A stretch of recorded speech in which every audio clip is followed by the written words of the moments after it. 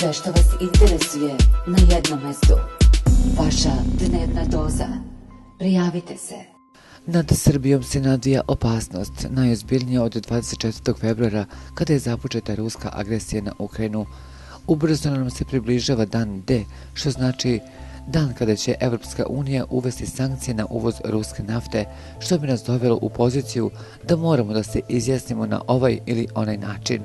U oba slučaja, onaj koji je nezadovoljan imao bi mnogo mehanizama da nama, slikovito rečeno, iskali bes. Već je u toku izrada propisa o embargu na uvoz ruske nafte na nivou Evropske unije, što je zatražio francuski predsjednik Emmanuel Macron. Potez je do sada odlagan zbog protivljenja Mađarske i straha Nemačke, kao i predsjedničkih izbora u Francuskoj. To bi između ostalog moglo da oteža snabdevanje i drastično podigne cene, ali ono što je za nas još važnije, otvorilo bi vrata za mnogo brutalnije pritiske, bilo sa zapada ili sa istoka, nego što je to bilo do sada.